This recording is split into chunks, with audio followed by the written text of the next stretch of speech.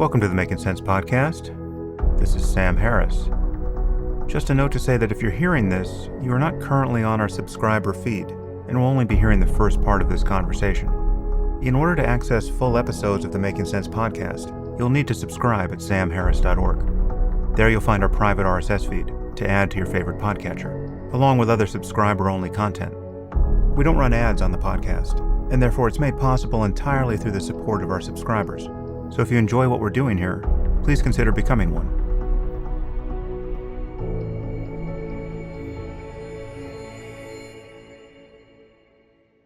Today I'm speaking with David Buss.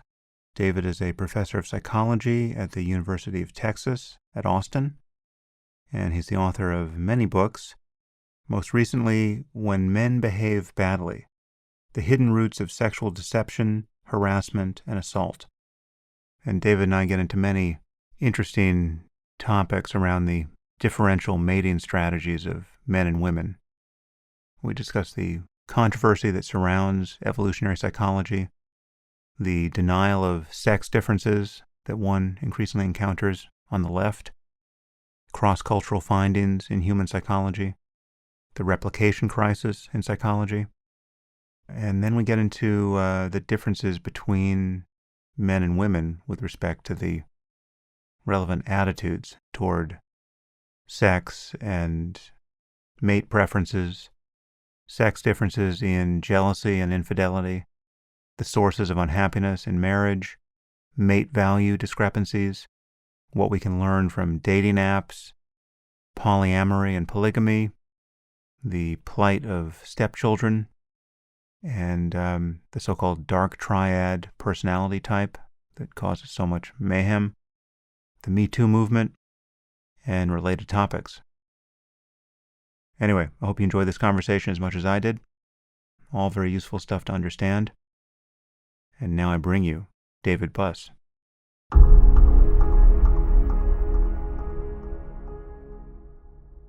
I am here with David Buss. David, thanks for joining me. Glad to be talking to you, Sam. So, you have written a very interesting book. You've written several books, but the current one is When Men Behave Badly: The Hidden Roots of Sexual Deception, Harassment, and Assault.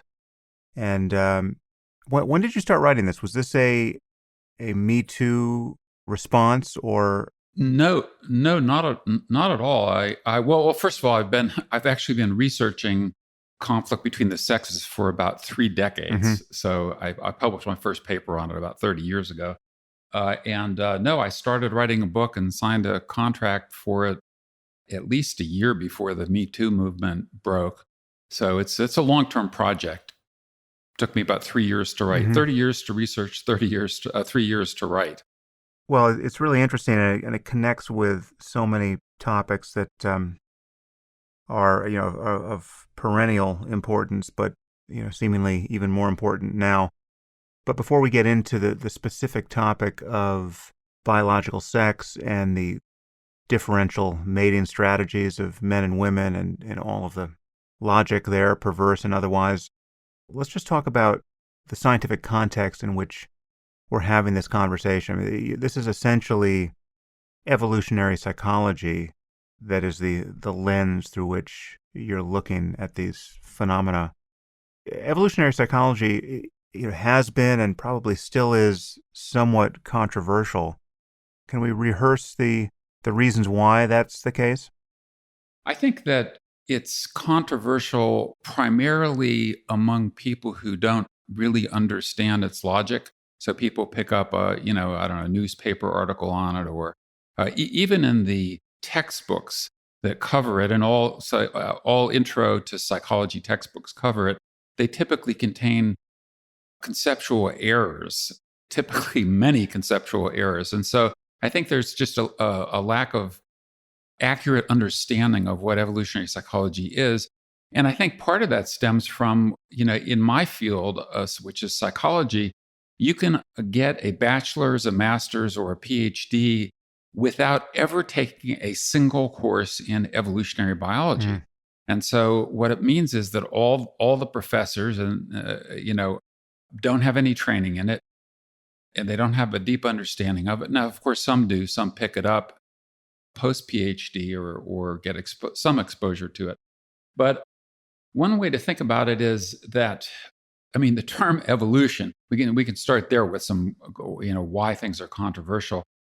I like to say sometimes that evolutionary psychology is an equal opportunity offender, in the sense that on the political spectrum, it offends some on the religious right who don't believe in evolution or evolution as applied to humans. Right. And it offends some on the political left who erroneously, I believe, perceive that if there are evolved, in this case, sex differences in mating strategies, then that will interfere with social justice goals. Like we want to eliminate discrimination against women, for example. We want to eliminate sexual harassment in the workplace.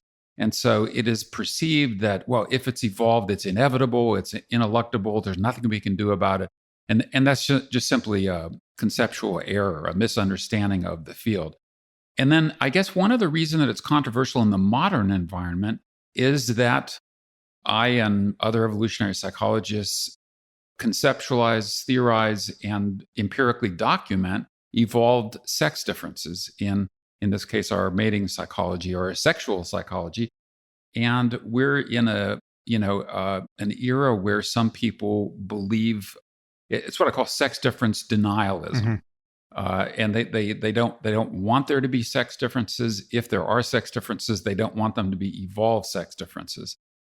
And then the final ingredient, so I have it all here, and especially in this new book, is that it deals with controversial topics. So in this case, in the case of the new book, sexual harassment, sexual coercion, sexual deception, it deals with hot topics that are controversial and that people care about a lot. They have strong emotions, to these topics alone. And so when you combine this mixture, evolutionary theory, sex differences, and then the nature of these hot topics, it's a very combustible mix, and I think generates some controversy for that reason. Yeah, it's fascinating, this commitment to denying sex differences. I mean, I get the commitment to denying evolution. I mean, that's just theologically mandated. I mean, certainly in an Abrahamic context. So there's not much of a mystery there. I mean, but this denial of sex differences, even when it works to I guess I understand the initial logic that you think any admission of sex differences will work to the disadvantage of women. But even in those cases where the denial of sex differences obviously works to their disadvantage, there are no brakes on this crazy train, and people, usually on the left, just keep denying that there's any basis for distinguishing men from women apart from their self-designations in the end, right? So it's like a Yes, blank slate dogma coupled to an identity politics that takes as its only fulcrum what someone wants to say about themselves on any given Tuesday. Yeah. And I think, I'm hoping that my book will break through some of these attitudes, precisely for the reason that you mentioned, Sam, is that denying sex differences in these contexts, for example, sexual harassment, some of the topics we'll get into, actually does harm women.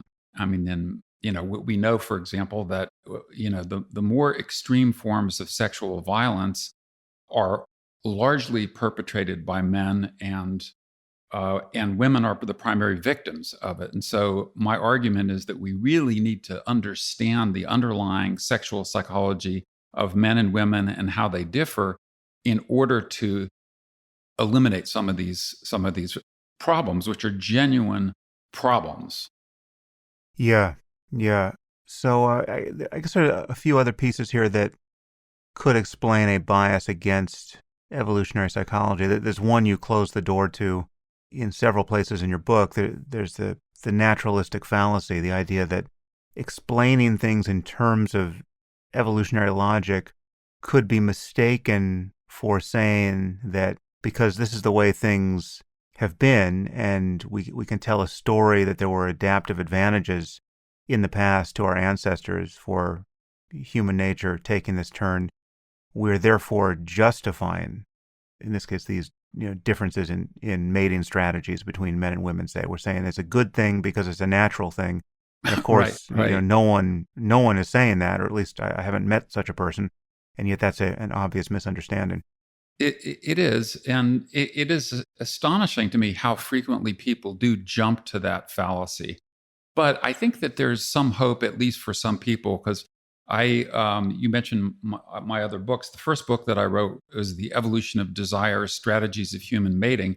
And one guy who read it told me that understanding men's evolved desire for sexual variety helped him to stay more faithful to his wife because he found himself attracted to women who were other than his wife and initially concluded that, well, maybe I'm not in love with my wife anymore. But once he realized, no, they're actually two different sets of psychological mechanisms: desire for sexual variety and also the emotion of love, which I think evolved in the context of long-term pair bonding, which characterizes a lot of human mating. And so I think understanding doesn't automatically lead to that, oh, it's inevitable and there's nothing we can do about it because it's, quote, natural. And one other element on that is, and this example illustrates this, I think, is that humans have a large number of evolved psychological adaptations. And at any moment in time, only some small subset is activated.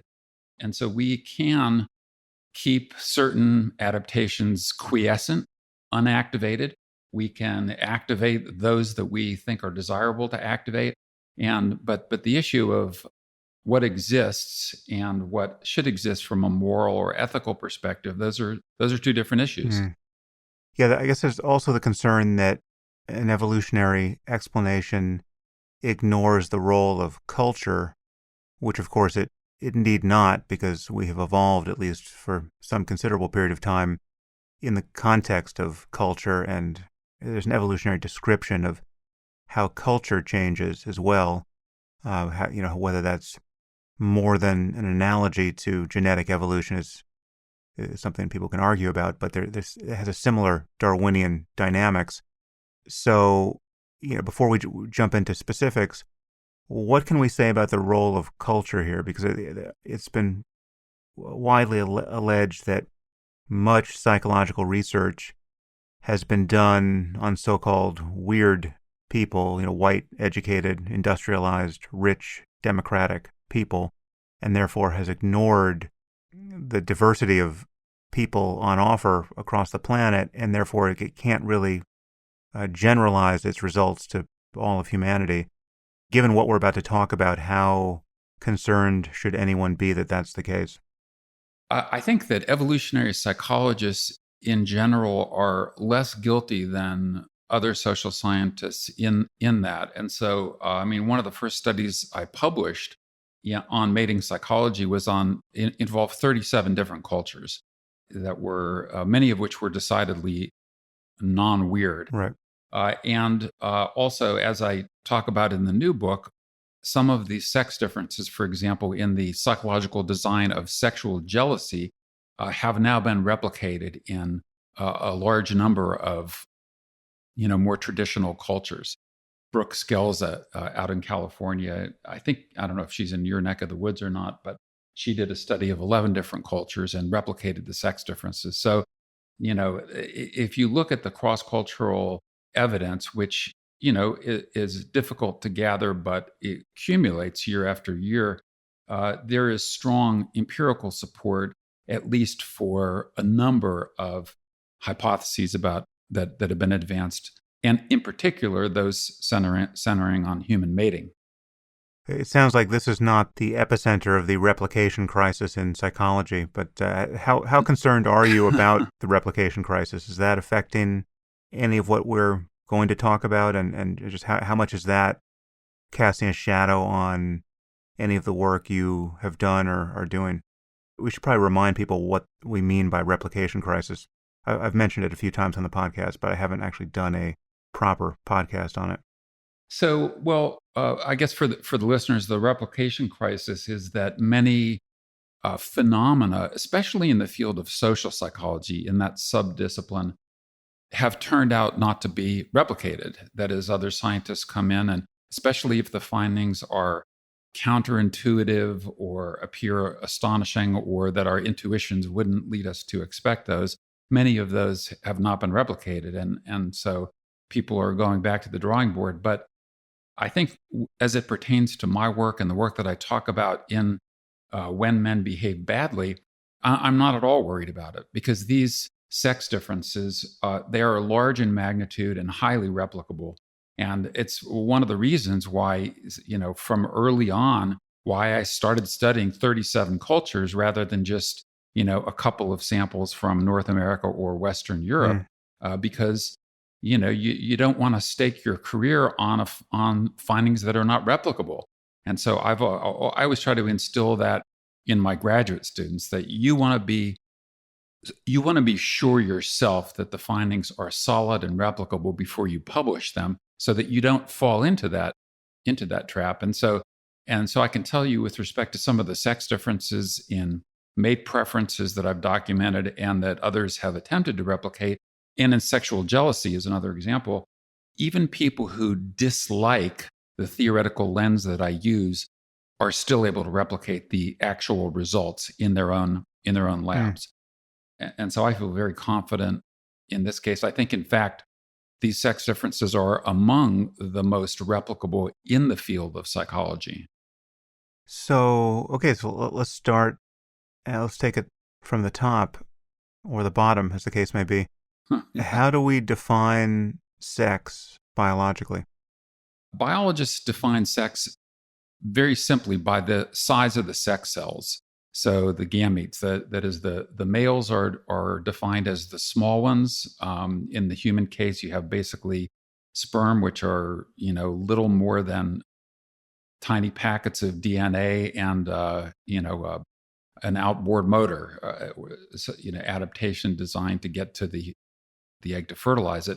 Females are defined as the ones with the larger sex cells. In the human case, the egg, which is large, many times the size of sperm, and filled with nutrients.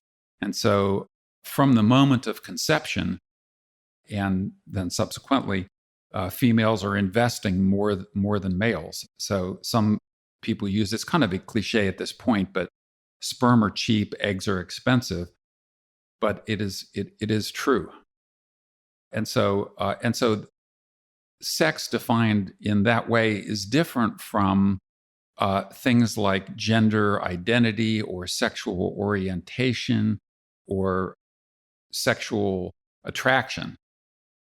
And so for biologists, it's very clear, that sex evolved somewhere around 1.3 billion years ago from asexually reproducing species. So it's been going on a long time, but there are two sexes. Right. And I think there's been also a lot of confusion that is developed when people intermingle that biological definition of male and female with all these other phenomena, such as identities and orientations and labels. And how old is sexual reproduction? Estimates vary, but it's somewhere between 1 billion and 2 billion years ago is when it first evolved. So it's been going on for, I guess, you'd say a quarter or a third of the time of life on Earth. I think life on Earth evolved about 3.5 billion years ago. So sexual reproduction, it took at least 1 billion or 2 billion years for sexual reproduction to evolve after that. Yeah, so we've been at this for a long time, and even in our hominid form, we've been at it for a long time, and that's worth remembering as we get into the details here, because when you describe the different mating strategies and their evolutionary logic, if you lose sight of the vast amount of time wherein incremental changes could have tuned us differently, it can seem less plausible than it otherwise would. I mean, this is just, we have bad intuitions for how much time it need take for things to change in evolutionary terms, and we certainly have bad intuitions for how long tens and hundreds of thousands of years really is. Yeah, no, exactly. I mean, in a way, it's our evolved psychology that causes those failures of intuition, because we evolved to solve problems in, the here and now, and in time spans of seconds or minutes or sometimes days and occasionally years. But we didn't evolve to even understand deep time or the concept of a billion years. It's just it's very difficult to make that transition. And some scientists have used analogies or metaphors to try to make that leap. So, for example, a football field, like if evolution of life started at one end of a football field and then evolved to the point of modern humans, sort of where are we in that space? And you get down to, I don't remember the exact details, but something like the last inch of the football field where our species evolved a couple million years ago. And then when you talk about even things like farming and technology, the agricultural revolution, and those are like, you're down to seconds at that point. But sometimes those devices can help people make the leap to try to tune their intuitions to deep time. So what do we think we understand about the differences between men and women with respect to evolved mating strategies? Well, I guess we can start maybe just with a few basics, and that is, we've mentioned sperm and egg, but males and females, in the human case, we have dramatically different reproductive anatomy and physiology. And consequently, these have posed different adaptive problems for males and females. So, for example, fertilization occurs internally within the female body, not within the male body.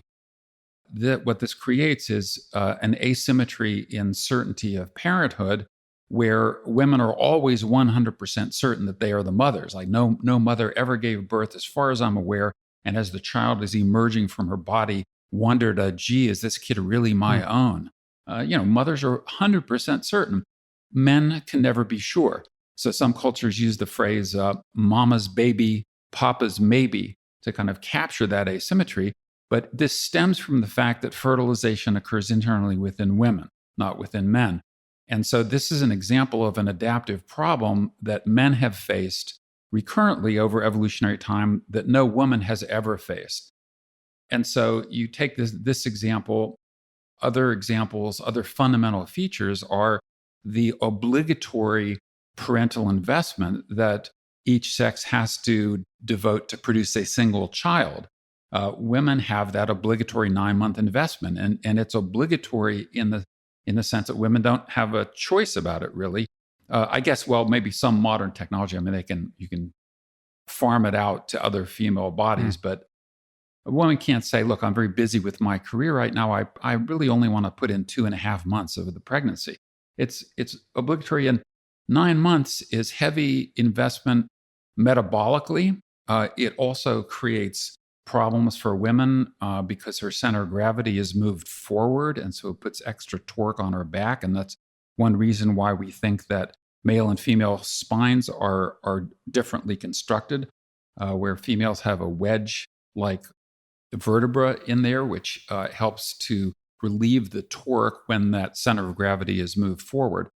But to produce that single child that takes a woman 9 months, it takes a man just one act of sex at a minimum. Now, of course, men do more than the minimum typically, or often they do, although their investment varies a lot. But so you take this stark sex difference in this asymmetry in obligatory parental investment just to produce the child to start with, and then that creates different adaptive problems for men and women, and also a different payoff matrix when it comes to optimal mating strategies. That is, for example, and this is one of the ones that I think creates the most havoc that I talk about in the book, is that males, their primary limit historically over evolutionary time on reproductive success has been the number of fertile women that they can successfully inseminate for women. And so adding additional sex partners historically has led to increases in reproductive success for men. For women, adding additional sex partners does not.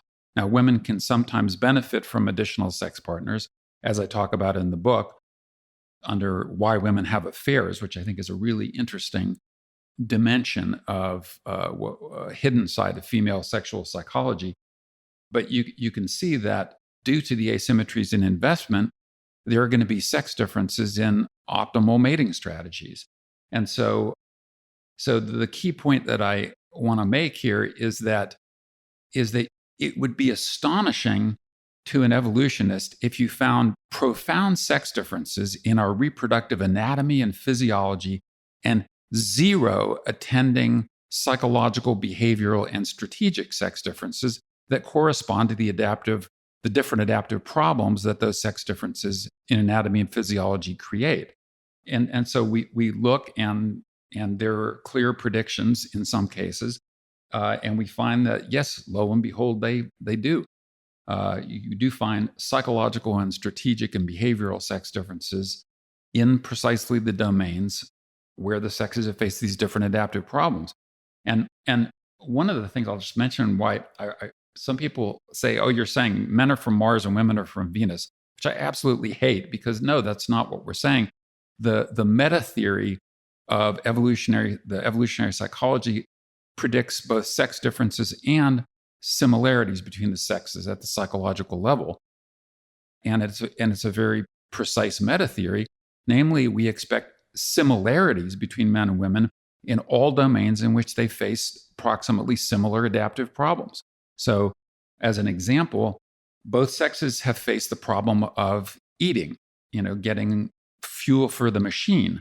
And so men and women have, by and large, similar, although not identical, taste preferences, for things like sugar, fat, salt, and protein. Okay, where do you see sex differences in taste preferences? Well, when women get pregnant and they face an adaptive problem that men don't face, which is namely that substances that are teratogenic, meaning dangerous to the fetus, in minute quantities are perfectly fine for an adult woman, but if they pass the placental barrier, they can damage the fetus. And so all of a sudden, women's taste preferences change when they get pregnant. And so, but that example illustrates that we expect sex similarities in large areas, perhaps most areas of psychology. Now, as it happens, where do we expect sex differences? Well, they fall very heavily in the mating and sexuality domains. Yeah, that's a very interesting and useful frame to put around this. If you just start with the acknowledgement that evolution is a thing and that the two sexes have different anatomies and physiologies related to reproduction and different resource demands and constraints and fairly discrepant interests in genetic terms with respect to mating options, extracurricular mating options, infidelity, just how it advantages the propagation of the man's genes to have sex outside of marriage versus the woman's. It would be a miracle and even a strike against the theory of evolution if there were no differences there in evolved psychology. Yes. Yeah, indeed. And it would be, it would be like saying humans have developed the anatomy and musculature for bipedal locomotion, but we don't have bipedal locomotion. Right. The behavior. Yeah, so let's get into some of these details. So there's the, maybe we could just take kind of specific concepts here and extrapolate from them. So, you have a married couple that is, they have shared interests. Again, these are not, I'm not talking about the psychological first-person interests. We're talking the kind of the gene's eye view of things. They have shared genetic interests in successfully raising children, but how are their interests not precisely aligned in your view? Yeah, it's a great point. So, and men and women do cooperate and cooperate supremely and over long periods of time for that precise reason. That is, they have a shared vehicle, a shared genetic vehicle that's carrying the precious cargo into the future. But they differ in very predictable ways. So one is if there is a possibility for infidelity, okay, and this could be sexual infidelity, where sexual or reproductive resources are being diverted to someone outside of the couple, or even financial infidelity, when one partner is shunting financial resources toward either their interests or even toward their kin at the expense of their partner's interests or their partner's kin. You have the possibility of a dissolution or divorce or breakups, where and that possibility creates a potential for conflict. So I outline, I think in the book, something like 12 ways in which men and women's interests from an evolutionary perspective can depart from one another. So even in the case I end with, that ideally, for minimizing conflict, men and women the couple would die at exactly the same time. Because if one member of the couple dies and the other does not, then the one who is still alive can remate and then, in some cases, reproduce and have additional children.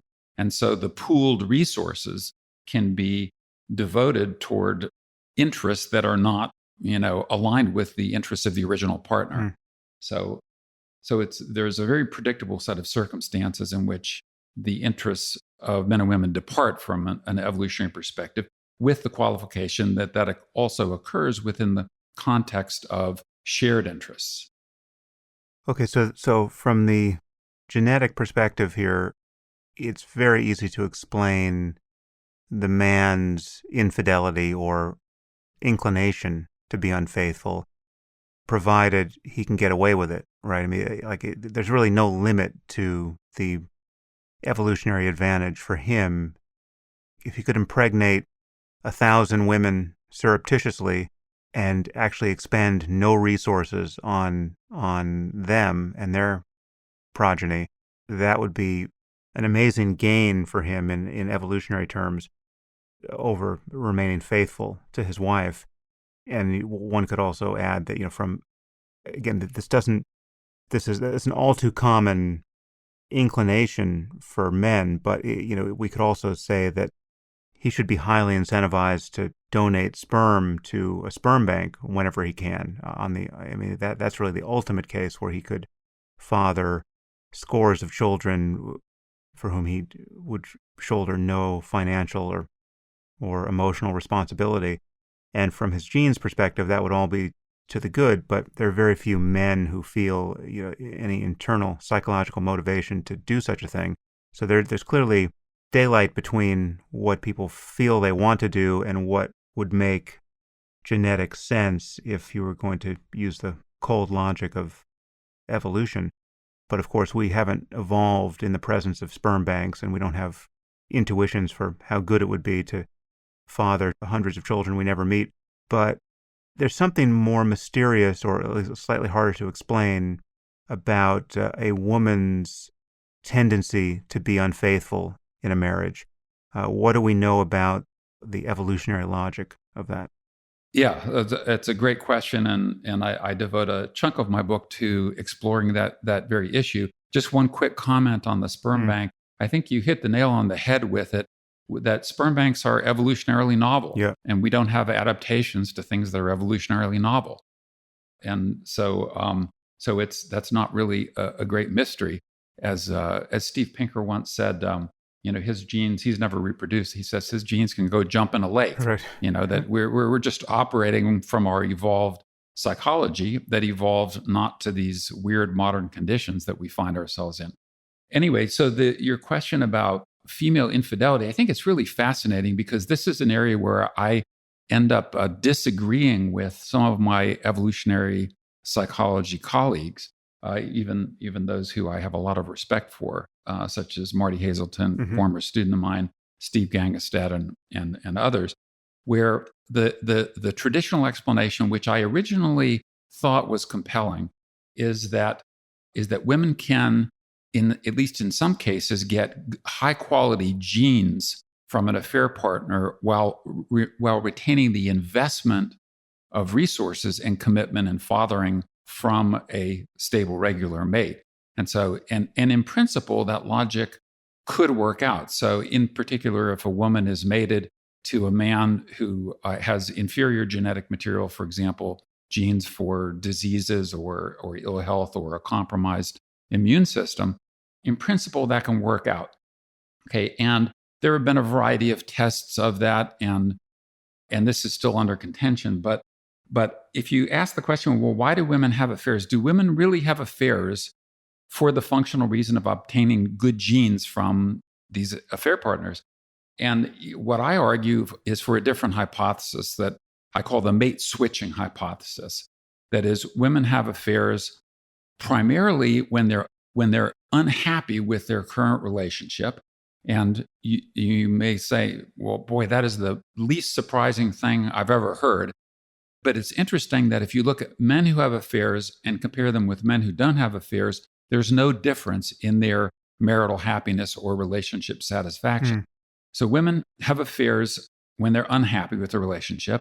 The nature of their affairs differs qualitatively on average, and we're talking about on average differences here, in that something like 70% of women become deeply emotionally involved with or in love with their affair partner. And so that would be a terrible design feature if all you're trying to do is obtain the good genes, and you don't want to be falling in love with the affair partner if the good genes explanation were correct. Right. If you look at what motivates men to have affairs, desire for sexual variety, novelty, novel sexual experiences is overwhelmingly the motivation, not exclusively. But there's this enormous sex difference in the design of male affairs and female affairs. And males typically don't fall in love with their affair partners, although, of course, some do. And in fact, adopt strategies to minimize the costs, the risks, and investment in the affair partner. And so my argument stems from the notion that something could always go wrong in a relationship. So going back over human evolutionary time, a man could get injured in a war or get killed, and bad stuff can befall any relationship. The woman could get dumped, or he might decide he wants to take on a second or third wife, compromising the investment he's devoting to the first wife. And so something can always go wrong. And so my argument is that if a woman would have been left totally unprepared and had to just suddenly, if her husband got killed or dumped her, she would have to re-enter the mating pool. That wouldn't be optimal, because women take out what I call mate insurance. That is, we have house insurance and car insurance. If something bad should happen to our house or car, we'd hope that it doesn't, but it's a backup, and that women do exactly the same thing. They cultivate backup potential mates and sometimes have an affair in order to exit from a bad or cost-inflicting relationship, or to trade up in the mating market if she can obtain a substantially better quality mate than the one that she has, or as a transition back into the mating pool. So I argue, and again, this is in contrast to some of my evolutionary psychology colleagues, I think it provides a more comprehensive explanation for why women have affairs, and the evidence for the good genes or dual mating strategy hypothesis is the way it's sometimes called. The evidence is turning out to be a lot shakier than originally thought. So there's something there, Right. but it doesn't seem to explain the majority of cases where women have affairs. I guess they could both be true, but the emotional entanglement that many women feel when having an affair could be a byproduct of just the degree to which they weight emotional engagement and the prospect of finding a caring mate more than men do in any mating circumstance. And I guess there's this background fact that we we haven't spelled out yet, which is that men and women tend to value different things in mates, or the same things to very different degrees. And, by comparison, I mean, the cartoon version of sex differences sort of applies. Again, there's going to be a bell curve over both populations, and there will be women who are psychologically more like men than most women, and there'll be men who are more like women than most men, so that these distributions will overlap considerably. But generally speaking, men tend to be more concerned about how women look than women are with respect to male appearance, and presumably the evolutionary logic there is on the physical, criteria of bearing children and being healthy all the while. And women care more about social status and the prospects that the man will be a good source of, care and resources. And that discrepancy certainly explains a lot of what we see out in the world. But to your last point, if the operating systems are that different with respect to those variables, I guess emotional entanglement under the conditions of infidelity, if you're a woman, could just be a kind of cost of the underlying mating strategy logic, as opposed to something that proves that you're not actually out to surreptitiously get good genes, behind your partner's back. Yeah, well, I think that, you have to look at, with all these cases, the weight of the evidence. And I think there has been enough time for evolution by selection to decouple that emotional involvement for women under certain circumstances. So as I mentioned, it's a terrible design feature, it's a terrible psychological flaw if the sole goal is getting good genes. But it is an excellent design feature if the goal is a mate switching goal.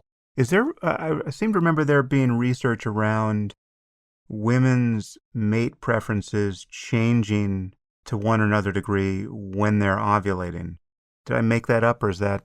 Yes, no, you didn't make that up. There's been a fair amount of research on precisely that, and that was the body of research that was used to try to test the good genes hypothesis, or the dual mating strategy hypothesis.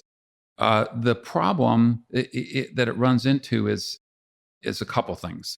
One is, well, what qualifies as markers of good genes? And the people who have argued for the good genes hypothesis basically selected things like masculinity and symmetry. Those were the two that were primarily focused on, so that women were hypothesized to prefer more masculine and more symmetrical men around ovulation when they're most likely to conceive. But the question is, why would these two be viewed as the exclusive markers of good genes? So another example is, one of the most heritable things that we know, and I know you've talked about this in other podcasts, but is intelligence. Intelligence is a at least moderately heritable, and probably a bit more than moderately heritable. And we know that intelligence is beneficial for solving a wide variety of problems. But women's preferences for intelligence does not shift at ovulation. Okay, so there's the conceptual issue of what qualifies as markers of good genes. I have a knee-jerk response to that. What we mean by intelligence now is quite a bit more nuanced than what counted as a evolutionarily important difference in intelligence, even a few hundred years ago, much less 75,000 years ago, right? So, if all you're doing is clubbing one another over the head with rocks, being smart while you're doing that didn't give much of a differential advantage. Hedge fund managers and software engineers and other markers of differential success now are a bit like sperm banks, right? We just did not evolve to pay attention to those differences. Yeah, possibly. I accept your point, I guess, partially. Where I would push back a little on it is that, we didn't just, our ancestors didn't just hit each over the head with rocks. They had to navigate social space too. Yeah. navigate social space and even, the physical environment, create, navigate to habitats that had resources. And, but yeah, the social intelligence hypothesis is one hypothesis for the evolution of, high levels of human intelligence.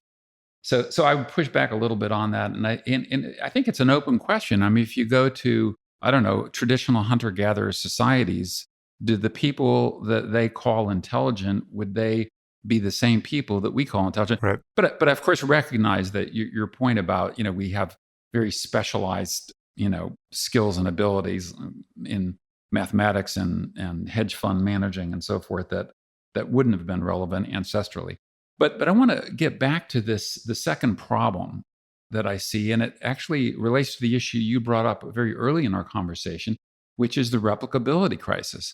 So it's very difficult and time consuming to do this ovulation research. You really have to track women over time and over a number of cycles to really document it well. And the attempts, so there have been several large-scale attempts to replicate these ovulatory shifts in mate preferences, and that have failed to find the effects. And so the effects are either a lot less replicable than initially thought, or they're a lot weaker than initially thought and require much more sensitive designs to detect. And so I think that there are, both conceptual problems with the good genes hypothesis as well as empirical problems. Okay, so we're back to the man and the woman, however hapless they might be. Let's say they have one child, and Tolstoy got here first. There are happy families and unhappy ones, and the happy ones are all alike, and the unhappy ones are unhappy in their own way. But how do the predictable variants of unhappiness here conform to the different mating strategies, right? So just take the response to infidelity. Let's say that, or just imagined infidelity. You ask the wife to imagine, her husband cheating on her and vice versa. What do each party find most disturbing about that consciously, and how does that relate to their different mating strategies biologically? Yes. Well, there, I think, were two questions embedded in your question. One is what are the sources of unhappiness in couples, and then the second is what are the sex differences in the nature of jealousy and infidelity? And basically, there are, and these are highly replicable. And one is a real cool study on verbal interrogations when people discover that their partner is cheating or might be cheating. And men want to know, did you have sex with him? And women want to know, do you love her? And so this sex difference, when you imagine your partner being unfaithful, we've done studies where we ask, let's say your partner got emotionally involved with an affair partner and had sex with them, had passionate sexual intercourse, which aspect of the infidelity would bother you more? And women are much more likely to say that the emotional aspects, the falling in love, the attachment, those aspects bother women a lot more than men, whereas it's the sexual aspects that bother men a lot more. And so there's, not that women are overjoyed about finding their partner having sex. They're not. They're upset about it. But as of course they should be. Having sex is a key. If you'd like to continue listening to this conversation, you'll need to subscribe at samharris.org. Once you do, you'll get access to all full-length episodes of the Making Sense podcast, along with other subscriber-only content, including bonus episodes and AMAs, and the conversations I've been having on the Waking Up app. The Making Sense podcast is ad-free and relies entirely on listener support, and you can subscribe now at samharris.org.